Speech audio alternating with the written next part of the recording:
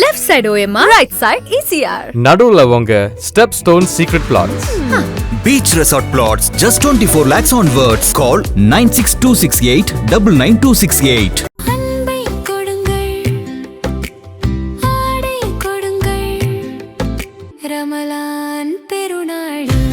Super Saravana Stores.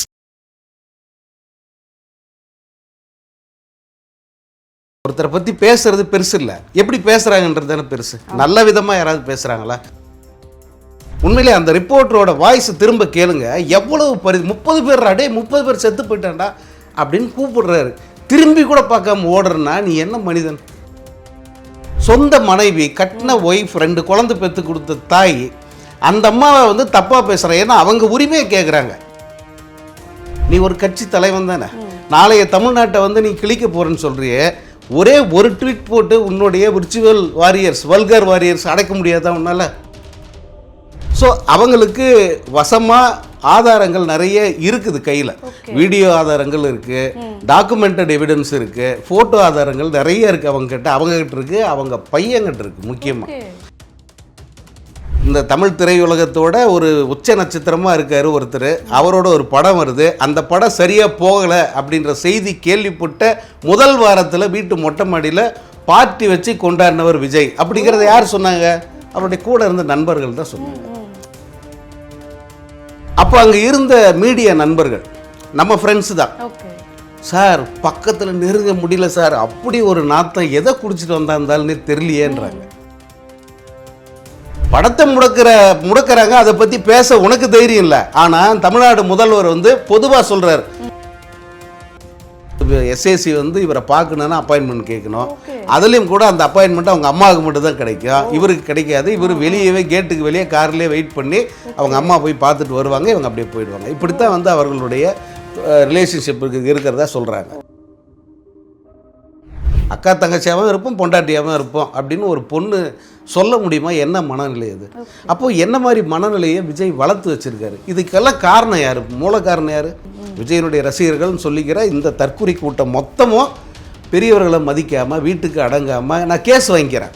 Case நம்ம கடையில் வைக்கிற மிட்டாய் நினச்சுன்னுக்கிறான், கேஸ் வாங்கிக்கிறான்.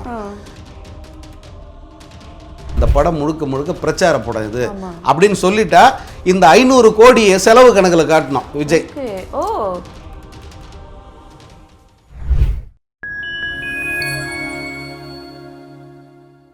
ஃபைன் டைம்ஸ் இனி நேயர்களுக்கு வணக்கம். இன்றைக்கு நம்ம கூட நிகழ்ச்சியில் ஜேர்னலிஸ்ட் சங்கர் சார் நம்ம கூட இணைஞ்சிருக்காரு. வணக்கம் சார். வணக்கம்மா.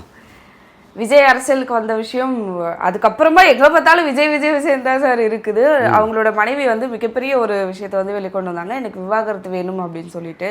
ஸோ அதுக்கப்புறமா அவங்கள வந்து விமர்சித்து அது சோஷியல் மீடியாவில் வந்த விஷயங்களாக இருக்கட்டும், அது யார் போட்டாங்க அப்படின்ற விஷயங்களாக இருக்கட்டும், அது எல்லாமே பெருசாக போயிட்டே இருக்குது. எப்படி பார்க்குறீங்க சார் இந்த ஒரு விவகாரத்தை? ஏன் இப்போ அப்படின்ற ஒன்று? முதல்ல எங்கே பார்த்தாலும் விஜய் விஜய் விஜய்னு இருக்குது அப்படின்ற ஒரு பேச்சு இருக்கு இல்லையா? என்னவா இருக்குது? ஒருத்தரை பற்றி பேசுறது பெருசு இல்லை, எப்படி பேசுகிறாங்கன்றது தானே பெருசு. நல்ல விதமாக யாராவது பேசுகிறாங்களா? 1000 வாய்கள் பேசுகின்றன, அரிதாகத்தான் ஓரிரு வாய்கள் நல்லதாக பேசுகிறாங்க. மற்ற அத்தனை பேரும் போட்டு வெளுக்கிறாங்கல்ல. அப்போது ஒரு கேரக்டர் வைஸு நோக்கம் இல்லாமல் எல்லா வகையிலையும் வந்து மக்களுக்கு எதிரான ஒரு அரசியலை அவர் கொண்டு வர்றாரு.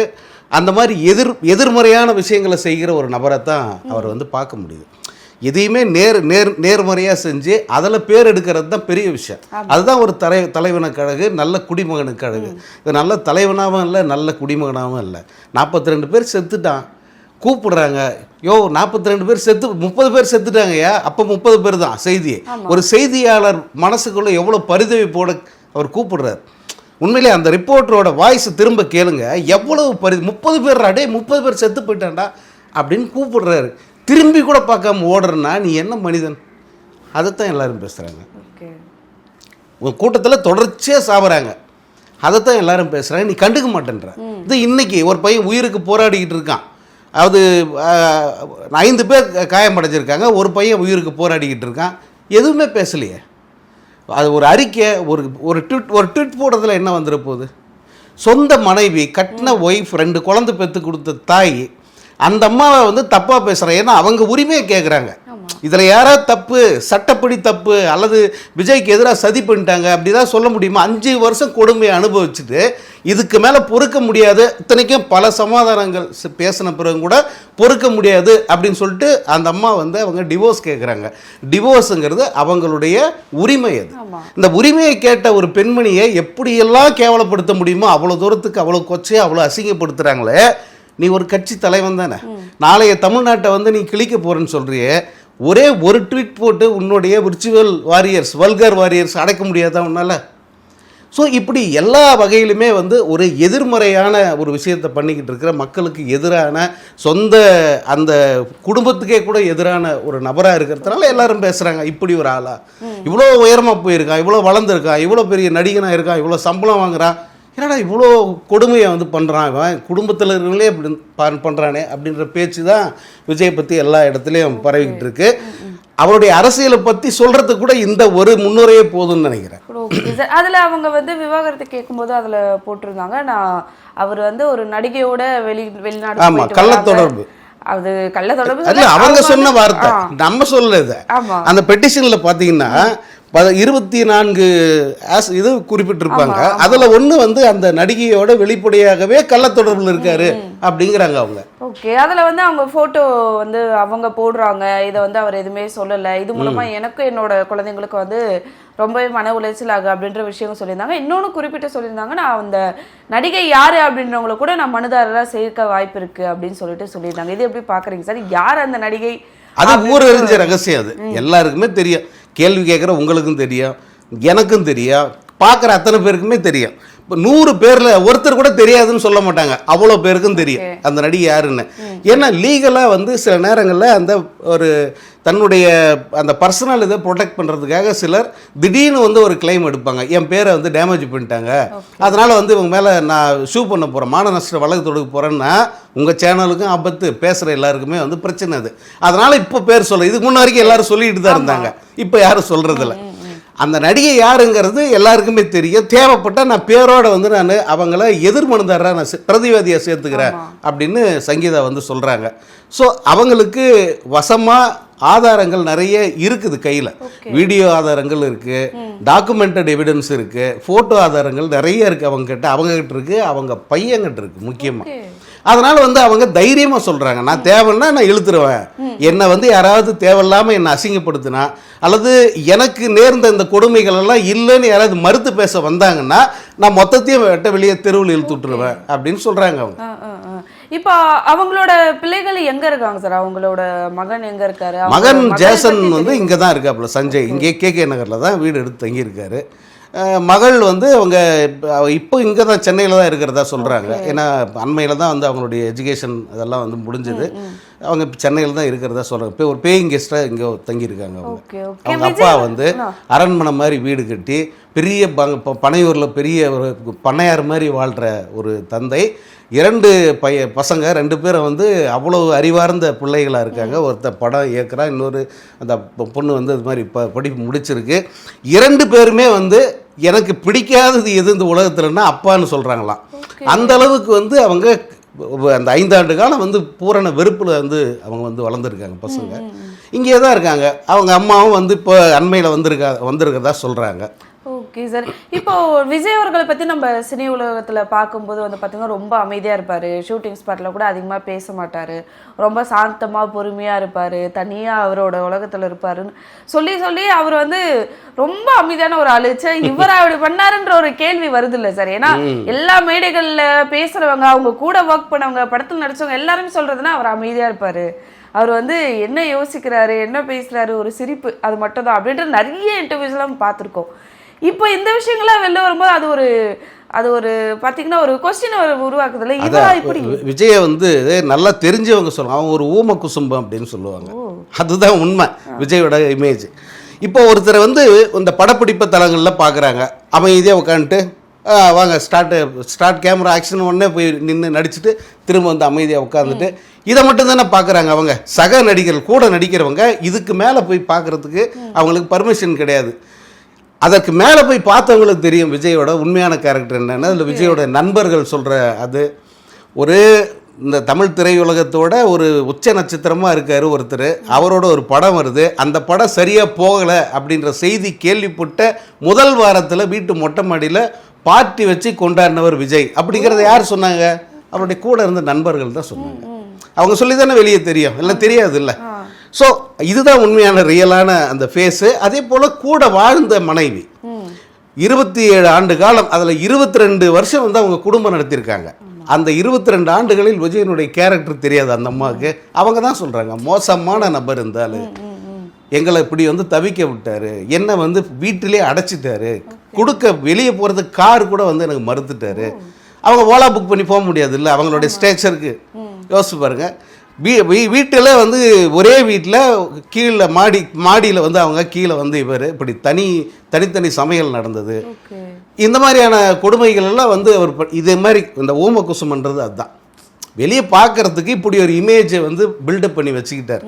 டைரக்டர்ஸு, அந்த கூட நடித்த நடிகைகள், டெக்னீஷியன்ஸ் இவங்கெல்லாம் பார்த்து ஐயோ விஜய் இவ்வளோ அடக்கமான பையன், எவ்வளோ நல்ல புள்ள, தங்கமான புள்ள, இப்படி பேரை வந்து கிரியேட் பண்ணிட்டு உள்ளுக்குள்ளே இப்படி ஒரு கொடூரமான மனிதனாக அவர் வந்து வாழ்ந்திருக்கார். ஓகே சார், இப்போ நிறைய இடங்கள்ல பார்க்கறது, இப்போ வந்து பார்த்தீங்கன்னா நிறைய பேர் சொல்றது என்னன்னா அவர் வந்து பழக்கத்துக்கு வந்து ரொம்ப ஆமாட்டாரு அப்படின்ற ஒரு விஷயம் சொல்லப்படுது சார்.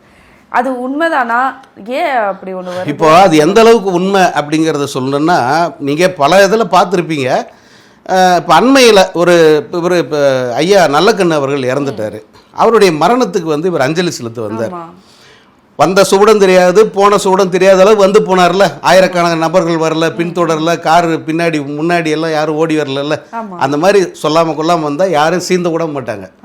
அதுதான் இங்கே எப்பேற்பட்ட நடிகர் இருந்தாலும் யாராக இருந்தாலும் சொல்லாமல் கொள்ளாமல் திடீர்னு நீங்கள் ஏர்போர்ட்டுக்கு போங்க, உங்கள் பின்னாடி எத்தனை பேர் வருவாங்க? ஒருத்தன் கூட வரமாட்டான். யாரோ ஒருத்தர் போகிறான்னு சொல்லிட்டு போவான். அனௌன்ஸ் பண்ணிட்டு நாங்கள் வரேன்னு சொல்லிட்டு போனால் எல்லோரும் வருவாங்க. ஸோ அப்படி வந்து போனார்ல. அப்போ அங்கே இருந்த மீடியா நண்பர்கள் நம்ம ஃப்ரெண்ட்ஸு தான். சார் பக்கத்தில் நெருங்க முடியல சார், அப்படி ஒரு நாத்தம், எதை குடிச்சிட்டு வந்தாருந்தாலுன்னே தெரியலையேன்றாங்க. பட்டப்பகலில் ஒரு தலைவருக்கு மாலை போட வர்ற ஒருத்தர் ஒரு குடிச்சிட்டு வந்து அங்கே நிற்கிறாருங்கிறது மீடியா மற்றும் அங்கே சுற்றி இருந்தவங்களுடைய குற்றச்சாட்டு. அதை விட ஹைலைட் என்னென்னா, இந்த குற்றச்சாட்டை பகிரங்கமாக மீடியாவில் போட்டவர் யாருன்னா அண்ணன் நக்கீரன் கோபால் அவர். ஒரு வீடியோவையோ அது பேசிட்டார், இப்படியாடா குடிப்ப, இவ்வளோ குடிவெறியாடா உனக்கு அப்படின்னு சொல்லிட்டு. ஸோ இதுதான் விஜயோட ஒரு வேற இன்னொரு உலகம் இது. ஓகே சார், நிறைய விஷயங்கள் அவரை பற்றி வைக்கக்கூடிய விமர்சனங்களாக இருக்கட்டும். இப்போ ஜனநாயகன் வேற வந்து சர்டிஃபிகேட் கொடுக்காம அதை வந்து தடை பண்ணி வச்சுருக்காங்க, அதுக்கும் பேச்சு இல்லை. ஆனால் இன்னைக்கு பேசும்போது, தஞ்சாவூரில் பேசும்போது அதை பற்றி பேசியிருந்தாரு. நீங்கள் அதை எப்படி பார்க்குறீங்க சார் பேசினது? அதெல்லாம் வந்து ஒரு பேச்சு. அது ஒரு ஒரு ஒரு நல்ல மனிதன்கிட்ட இருந்து இந்த மாதிரி வார்த்தைகள்லாம் வராது. உன் படத்துக்கு உன்னாலே குரல் கொடுக்க முடியல, இந்த படத்துக்கு பிரச்சனை யாரால அப்படிங்கிறது எல்லாருக்குமே தெரியும். இப்போதான் வந்து இந்த மேடையிலும் என் படம் வெளிவராமல் என்னை முடக்கிறாங்கன்னா யார் முடக்கிறாங்க? எஸ்ஓவி போட்டு வந்து என்னுடைய கூட்டங்களுக்கு வராமல் பண்ணுறாங்கன்னு நீ தமிழ்நாடு அரசு சொல்கிற. ஜனநாயகன் படத்தை யார் முடக்கிறாங்கன்னு சொல்லணும்ல. படத்தை முடக்கிறாங்க, அதை பற்றி பேச உனக்கு தைரியம் இல்லை. ஆனால் தமிழ்நாடு முதல்வர் வந்து பொதுவாக சொல்கிறார், பொதுவாக ஒரு படத்தை முடக்குவது என்பது தவறு, அது சென்சார் போர்டு பண்ணால் மிகப்பெரிய தவறு என்று ஒரு முதலமைச்சர் குரல் கொடுக்குறார். அதுக்கு நன்றி சொல்லிட்டு அடுத்த வரியிலே வந்து அவரை திட்டுற. இது என்ன ஒரு நீ இதுக்கு நன்றி தெரிவிக்காம நீ இருக்கலாமே. உன்னுடைய படத்துக்கு பிரச்சனை உடனே எல்லாம் ராகுல் காந்திலேருந்து அவ்வளோ பேரும் குரல் கொடுக்குறாங்க. யாருக்குமே நீ அப்போ நன்றி சொல்ல, இத்தனை வருஷம் இத்தனை மாதம் கழித்து இப்போ வந்து ஒரு சும்மா ஒப்புக்கு வந்து நன்றின்னு சொல்கிறாப்புல. ஓகே, அவருக்கு வைக்கக்கூடிய விமர்சனங்கள் எல்லாத்துக்குமே ஒரு மேடையில் வரும்போதா இருக்கட்டும், எப்போ அந்த மாதிரி வரும் அப்போ தான் வந்து அந்த விமர்சனத்துக்கு எல்லாத்துக்குமே ஒரு பதில் அப்படின்ற மாதிரி ஒரு அவங்கெல்லாம் ட்விட்டரில் சொல்லி ராகுல் காந்தி ட்வீட் போட்டிருந்தாரு. அந்த ட்விட்டுக்கு வந்து ஒரு பதிலாக நன்றி தேங்க்ஸ் சொல்கிறதுக்கு என்ன இருக்குது? யார் தடுக்க போகிறாங்க? பனையூரில் உட்காந்துட்டாது அட்மின் தானே போட போகுது. ஜெகதீஷ் கிட்ட சொன்னால் போட போகிறாரு. ஆனால் அதை கூட நான் செய்ய மாட்டேன்றாரு.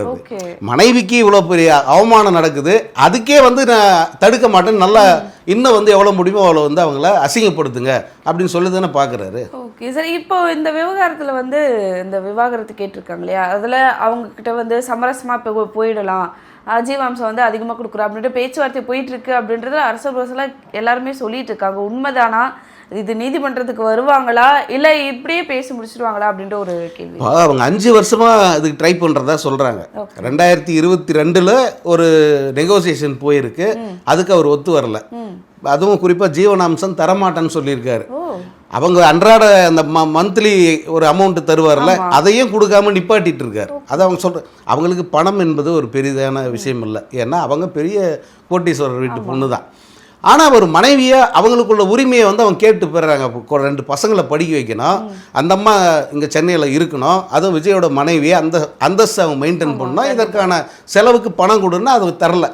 5 ஆண்டுகளாக வந்து எதுவுமே தரல அப்படிங்கிறது தான் அந்த அம்மா முன் வச்சிருக்க குற்றச்சாட்டு. இப்போதும் கூட வந்து கடைசியாக டிசம்பர் மாதம் ஒரு நெகோசியேஷன் நடந்து அதற்கு இவர் ஒத்து வரல, ஜீவனாம்சம் கொடுக்க முடியாது அப்படிங்கிறது தான் வந்து அவர் அடமெண்ட்டாக சொல்லியிருக்கார். அவருடைய விளைவு தான் வந்து அவங்க நீதிமன்றம் போயிருக்காங்க. இது நீதிமன்றத்துக்கு வருமா இல்லை சுமூகமா அவங்களே பேசி முடிச்சு இந்த இப்போ ஏதோ நெகோசியேஷன் நடக்கிறதா தெரியல. இப்போ நீதிமன்றத்துக்கு போய் இந்த விஷயங்கள்லாம் வெளியே தெரிஞ்ச உடனே வந்து அது இன்னும் ஒரு இறுக்கமான சூழல் தான் வந்திருக்கு. இந்த பதிவுகள், இந்த அவங்க அம்மாவை அசிங்கப்படுத்துகிற இதெல்லாம் பார்த்து மகன் வந்து மிகப்பெரிய அப்செட்டில், மிகப்பெரிய கோபத்தில் இருக்கிறதா சொல்கிறாங்க. ஸோ இது ஒரு முடிவுக்கு வரும் அப்படின்னு சொன்னால் விஜய் வந்து தானாக முன் வந்து அவங்க கேட்குறத கொடுக்கணும். இவர் கொடுக்குற ஆள் கிடையாது. இவர்கிட்ட இருந்து இந்த கல்லில் நாறு ஊறிக்கிற மாதிரி தான் விஜய்கிட்ட இருந்து பணம் வாங்குறதுங்கிறது. அது ரொம்ப கஷ்டம். ஓகே சார், இதில் அவங்களோட மகன் வந்து அவரை ஃபாலோ பண்ணுறதை வந்து நிறுத்திட்டாரு இன்ஸ்டாகிராமில், அதுவும் நம்ம வந்து பார்த்துருந்தோம். அண்டு இன்னொன்று இதுக்கு வந்து எஸ்ஐசி அவர்கள் எதுவும் சொல்லலையா சார்? ஏதாச்சும் இப்படி பண்ணாதப்பா அந்த மாதிரி அவரை வந்து வீட்டுக்கு வெளியே எவ்வளோ தூரம் முடியுமோ அவ்வளோ தூரத்தில் நிப்பாட்டியிருக்காரு. அதாவது எஸ்ஐசிகள்லாம் எப்படின்னா விஜய்ங்கிறவர் தொடர்பு கொள்ள முடியாத தூரத்தில் இருக்கார். அவரா நினைச்சா எஸ்எஸ்சியை வந்து கூப்பிடுவார். எல்லாரும் பார்க்குறாங்கப்பா, தப்பாக எடுத்து போகிறாங்க, மேடையில் வந்து நில்லுங்க அப்படின்னு அப்பா அம்மாவை கூப்பிட்டு நிப்பாட்டி வச்சு அவங்கள ஒரு ஷோ காமிச்சிட்டு உடனே வந்து அனுப்பி விட்ருவாங்க. இதுதான் அது வரைக்கும் நடந்திருக்கு. நீங்கள் பல சம்பவங்கள் நீங்கள் சொல்லுவாங்க. அதாவது எஸ்ஏசி வந்து இவரை பார்க்கணுன்னா அப்பாயின்மெண்ட் கேட்கணும். அதுலேயும் கூட அந்த அப்பாயின்மெண்ட் அவங்க அம்மாவுக்கு மட்டும் தான் கிடைக்கும், இவருக்கு கிடைக்காது. இவர் வெளியவே கேட்டுக்கு வெளியே கார்லேயே வெயிட் பண்ணி அவங்க அம்மா போய் பார்த்துட்டு வருவாங்க, இவங்க அப்படியே போயிடுவாங்க. இப்படித்தான் வந்து அவர்களுடைய ரிலேஷன்ஷிப் இருக்கிறதா சொல்கிறாங்க. ஓகே சார், இந்த டிவோர்ஸ் விஷயம் வெளில வந்த பிறகு நிறைய பேர் அவங்களோட கருத்துக்கள் வந்து சொல்ல தொடங்கினாங்க. அதில் வந்து ஒரு 2 விஷயம் நான் பார்த்தேன் சார். ஒன்று வந்து சங்கீதா அவர்களை வந்து இழிவுபடுத்தி பேசி ஒரு போஸ்டர்ஸ் அந்த மாதிரி நிறைய வரதா இருக்கட்டும். இன்னொரு பக்கம் வந்து யார் அந்த நடிகைன்னு சொல்லப்படுறாங்களோ அவங்கள வந்து முடிச்சு விட்டீங்க அண்ணனை, இப்படி உங்களால தான் நடந்துச்சு அப்படின்ற இந்த 2 பெண்களை பற்றி மட்டுமே வருதே தவிர விஜய் அவர்களை யாருமே சீண்டல. உங்களுக்கு துணையா நிற்போம், உங்களுக்கு வந்து சப்போர்ட் பண்ணுவோம். சில பெண்கள்லாம் பேசுகிறாங்க, நாங்கள் அக்காவாக இருப்போம், தங்கச்சியாக இருப்போம், வேணா பொண்டாட்டியாக கூட இருப்போம் அப்படின்ற வார்த்தைகள்லாம் சொல்கிறாங்க. எப்படி எவ்வளோ அசிங்கம் அதெல்லாம்! நம்ம தமிழ்நாட்டு கல்ச்சரில் இந்த மாதிரிலாம் எங்கேயாவது பார்த்துருக்கீங்களா? அக்கா தங்கச்சியாகவும் இருப்போம், பொண்டாட்டியாகவும் இருப்போம் அப்படின்னு ஒரு பொண்ணு சொல்ல முடியுமா? என்ன மனநிலை அது? அப்போது என்ன மாதிரி மனநிலையை விஜய் வளர்த்து வச்சுருக்காரு? இதுக்கெல்லாம் காரணம் யார்? மூல காரணம் யார்? விஜய் தான். விஜயோட படங்கள், அந்த படங்களில் விஜய் என்ன மாதிரி கேரக்டர் பண்ணியிருக்காரு நீங்கள் திரும்ப இப்போ ஒரு வாட்டி வந்து அப்படியே ரிவைண்ட் பண்ணி பாருங்கள். விஜயோடைய கேரக்டர் அவ்வளவும் வந்து போக்கிரித்தனமாக, பொறுக்கித்தனமான மனநிலை, அந்த அந்த மென்டாலிட்டின்னு ஒன்று இருக்கு இல்லையா? நான் வந்து இதை திட்டுறதுக்கு சொல்லலை, அந்த மென்டால் சைக்காலஜிக்கலாக அது ஒரு பொறுக்கித்தனமான மனநிலை. எதற்கும் பொறுப்பேற்றுக்க மாட்டாங்க, இதனுடைய பின்விளைவு என்னன்னுலாம் யோசிக்க மாட்டாங்க. அந்த நேரத்தில் அவன் மைண்டு சாட்டிஸ்ஃபை ஆனால் போதுன்ட்டு என்ன வேணால் பண்ணுவான். அது நல்லது கெட்டது எதுன்னே அவன் பார்க்க மாட்டான். அந்த ஒரு கேரக்டர் தான் விஜயோடைய பல படங்களில் தெரியும். பெரியவங்களை மதிக்காமல் நக்கல் அடிக்கிறது, கிண்டல் பண்ணுறது, எவ்வளோ முடியுமோ அவ்வளோ தூரத்துக்கு அவமானப்படுத்துறது, இதை தான் இந்த பசங்க அவ்வளவும் செய்கிறாங்க. விஜயனுடைய ரசிகர்கள்னு சொல்லிக்கிற இந்த தற்குறி கூட்டம் மொத்தமும் பெரியவர்களை மதிக்காமல், வீட்டுக்கு அடங்காமல், நான் கேஸ் வாங்கிக்கிறேன், கேஸ் நம்ம கடையில் வைக்கிற மிட்டாய் நினச்சுன்னுக்கிறான், கேஸ் வாங்கிக்கிறானா அப்படி சொல்லிட்டு வந்து இங்கே இப்போ அண்மையில் பார்த்தீங்கன்னா இந்த முக்கியமான நம்ம தமிழ் செய்தி சேனல்கள், அந்த செய்தி சேனல்களில் அந்த நியூஸ் கார்டு வரும் இல்லையா, அந்த கார்டு வந்து இவங்க மேனிப்புலேட் பண்ணி ஃபேக் கார்டு உருவாக்கி இருக்கிற அவ்வளவு பெரிய மனிதர்களையும் தப்பாக சித்தரித்து கேவலப்படுத்தி 2 நாளாக போட்டுருந்தாங்க. ஒரு பையனை தாம்பரத்தில் அரெஸ்ட் பண்ணாங்கன்னு தெரிஞ்ச உடனே மொத்த பையில அக்கௌண்ட்டை முடக்கிட்டு ஓடி போயிட்டானுங்க. ஸோ இந்த மனநிலை, இப்படிப்பட்ட கேரக்டர் வர்றதுக்கு காரணம் வந்து அந்த விஜய் தான். ஸோ அப்படிப்பட்ட கூட்டத்தில் இருக்கிற பெண்கள் கிட்ட நம்ம வேறு என்ன எதிர்பார்க்க முடியும்? இப்படித்தான் வந்து அவங்க சொல்லுவாங்க. ஸோ இப்போ ஜனநாயகன் எப்போ தான் சார் ரிலீஸ் ஆகும்? அது வந்து எலெக்ஷனுக்கு முன்னாடி ரிலீஸ் ஆனால் தான் அதோட இம்பாக்ட் வந்து நல்லாயிருக்கும் அப்படின்றத சில பேர் சொல்லியிருந்தாங்க. இப்போது அது ரிலீஸ் ஆக வாய்ப்பு இல்லைன்ற மாதிரி சொல்லப்படுது.